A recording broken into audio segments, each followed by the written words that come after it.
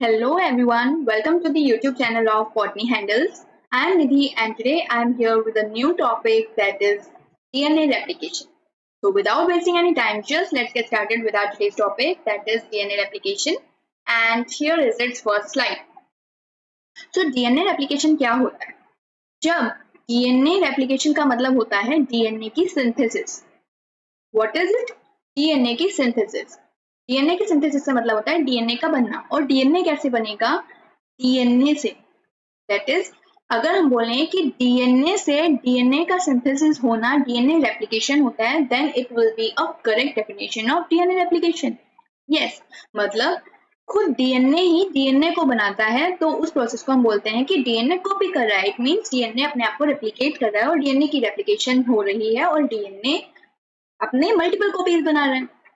तो ये प्रोसेस होती है डीएनए रेप्लिकेशन।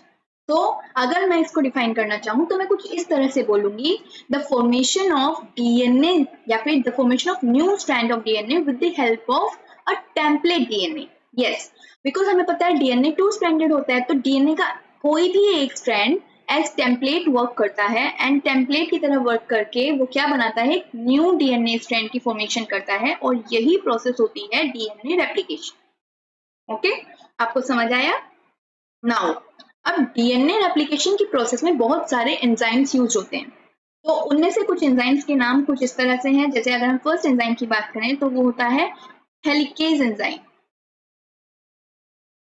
हेलिकेज एंजाइम क्या काम करता है? हमें पता है कि डीएनए टू स्ट्रैंडेड स्ट्रक्चर होती है और डीएनए को स्ट्रैंड को जब रेप्लिकेशन शुरू होते हैं डीएनए के स्ट्रैंड पे, तो वहां पे एक सेंटर या फिर हम कह सकते हैं ओरिजिन ऑफ रेप्लिकेशन को एनालाइज करता है, या फिर वो ओरिजिन ऑफ रेप्लिकेशन कहाँ प्रेजेंट होती है? टेम्पलेट डीएनए पे प्रेजेंट होती है और उसी से रेप्लिकेशन, वही पोजीशन होती है जहां से रेप्लिकेशन शुरू होता है। ठीक है। सेकेंड थिंग कि हेलिकेज कहाँ पे काम करता है। अब आप देखो कि टू स्ट्रैंडेड डीएनए जो होते हैं, टू स्ट्रैंडेड ये जो डीएनए होता है, इनके हर स्ट्रैंड पे हम क्या जानते हैं कि कुछ बेसिस होते हैं, like adenine, cytosine, thymine, guanine, right? इस तरह के होते हैं ना, और वो आपस में पेयरिंग करके रखते हैं, जिसको हम बोलते हैं कि यहाँ पे इन दो स्ट्रैंड्स के बीच में न्यूक्लियोटाइड बेस पेयर्स प्रेजेंट है, जो कि आपस में हाइड्रोजन बॉन्ड के थ्रू ज्वाइन हुए हुए हैं, हाइड्रोजन बॉन्ड के थ्रू जुड़े हुए हैं। तो अब हमें रेप्लिकेशन करने के लिए क्या चाहिए? एक स्ट्रैंड चाहिए। वो स्ट्रैंड हमें कब मिलेगा? जब ये जो दो स्ट्रैंड्स हैं, एक ये और एक ये, आपस में अलग हो जाएंगे, तभी इनमें से कोई एक स्ट्रैंड जो होगा वो एक टेम्पलेट की तरह काम कर सकेगा। तो उसके लिए क्या जरूरी है कि ये जो हाइड्रोजन बॉन्ड है जिनके थ्रू ये बेसिस आपस में पेयरिंग किए हुए हैं और ये जो स्ट्रैंड्स हैं वो आपस में जुड़े हुए हैं, उसको डिग्रेड किया जाए।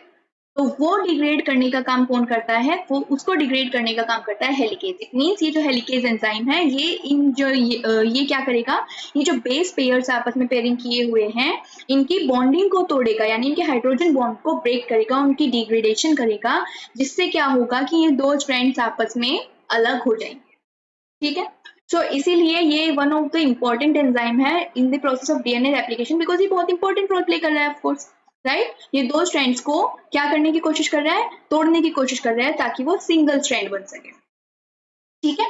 अब आप देखिए, तो इस तरह से हम बोलेंगे कि हेलिकेज एंजाइम का क्या काम है। तो फर्स्ट हम बोलेंगे कि हेलिकेज एंजाइम क्या करता है? अनवाइंडिंग करता है, अनवाइंडिंग करता है ऑफ डीएनए स्ट्रैंड्स। ठीक है। सेकेंड थिंग कि ये क्या करता है? डिग्रेड करता है। किसको डिग्रेड करता है? जो हाइड्रोजन बॉन्ड्स होते हैं बेस पेयर्स के बीच में, जिनके थ्रू वो पेयरिंग करते हैं। And the third thing is कि इनको डिग्रेड करने के लिए, इन हाइड्रोजन बॉन्ड को डिग्रेड करने के लिए इसको एनर्जी की जरूरत होती है, और वो एनर्जी किस फॉर्म में लेता है? एटीपी की फॉर्म में। इसीलिए हेलिकेज एंजाइम एक एटीपी डिपेंडेंट एंजाइम होता है। ठीक है। होपफुली आपको हेलिकेज एंजाइम के बारे में चीजें पता लगी होंगी और समझ भी आई होंगी। Now next thing come here is कि जब, अब यहाँ पे आप देखोगे, सपोज कुछ इस तरह से अनवाइंडिंग हो गई और ये वाला पार्ट जो है, यहाँ पे हम बोल सकते हैं सपोज कि यहाँ पे वो रेप्लिकेशन का सेंटर था और यहाँ पे क्या हुआ कि ये स्ट्रैंड्स अलग अलग हो गए, है ना? इस जगह से ये स्ट्रैंड्स जो है वो अलग अलग हो गए। अब क्या होगा कि आप देखोगे कि यहाँ पे ये जो बेसिस थे ये कहाँ चले जाएंगे? ये सब इस रीजन में आके इकट्ठा हो जाएंगे। तो तो ये जो बेसिस होंगे, अब जब ये अपोजिट मतलब सारे बेसिस आपस में पेयरिंग करते हैं, लाइक एडेनिन जो होगा वो बेसिस वो किसके साथ पेयरिंग करता है, थाइमिन के साथ, ठीक है, साइटोसिन गुआनिन के साथ पेयरिंग करता है। हम चारगोफ रूल में ही पढ़ते हैं, राइट, चारगोफ रूल में ये पढ़ते हैं कि ये जो बेसिस होते हैं इनके साथ पेयरिंग करते हैं आपस में एक दूसरे के साथ इस तरह। तो जब ये यहाँ पे आके इकट्ठे हो जाएंगे तो ये पॉसिबिलिटी बन जाती है कि ये आपस में, जिनको अभी अभी हेलिकेज एंजाइम ने अलग किया, ये वापस से क्या होगा, ये वापस से पेयर करने लगे। तो इस तरह की चीजें ना हो उसके लिए यहाँ पे काम करते हैं SSB प्रोटीन। ये चीज पॉसिबल ना हो, ये चीज की पॉसिबिलिटी है लेकिन ये चीज ना हो, तो उस चीज को रोकने के लिए यहाँ पे सिंगल स्ट्रैंड बाइंडिंग प्रोटीन काम करते हैं। क्या नाम है इनका? इनका नाम है सिंगल स्ट्रैंड बाइंडिंग प्रोटीन। ये क्या काम करते हैं? ये प्रिवेंशन करेंगे, किसकी? ये प्रिवेंशन करेंगे कि हेलिकेज एंजाइम ने जिन हाइड्रोजन बॉन्ड्स को तोड़ा है वो हाइड्रोजन बॉन्ड वापस से ना बने और ये जो पेयरिंग है ये वापस से टेक प्लेस ना करे, ठीक है। तो यहाँ पे काम करेगा कौन? SSB प्रोटीन, ठीक है। नाउ द थर्ड एंजाइम जहाँ पे हम बात करते हैं वो होते हैं टोपोआइसोमेरेसेस। क्या? टोपोआइसोमेरेसेस। अब ये क्या काम करते हैं? अब आप देखोगे कि ये वाला जो पोर्शन था ये तो खुल चुका, लेकिन इसके खुलने से क्या हुआ कि जो ऊपर का रीजन था यहाँ पे एक टेंशन क्रिएट हो गई। आप इस चीज को कुछ इस तरह से समझ सकते हैं, सपोज आपने यहाँ आप देखते होंगे एक रिबन के एग्जांपल को देखिए जो गिफ्ट पैक पे हम रैप करते हैं। आप देखते हो आप उसको नीचे से खींचते हो तब ऊपर से क्या होता है, ऊपर कुछ फ्लावर टाइप स्ट्रक्चर आ जाती है। तो ये क्या होती है, यहाँ पे सुपर कॉइलिंग हम इसको कंसिडर करते हैं। ये क्या होती है? सुपर कॉइलिंग होती है।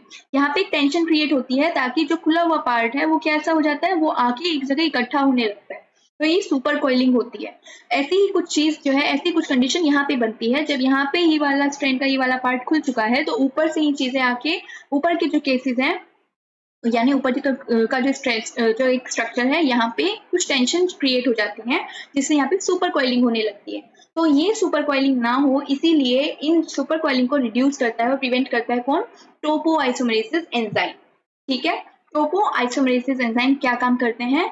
वो ये जो सुपर कॉइलिंग हो रही है इस DNA स्ट्रैंड पे जो मतलब खुलने के बाद उस सुपर कॉइलिंग को रिड्यूस करने का काम करते हैं टोपोआइसोमेरेसेस।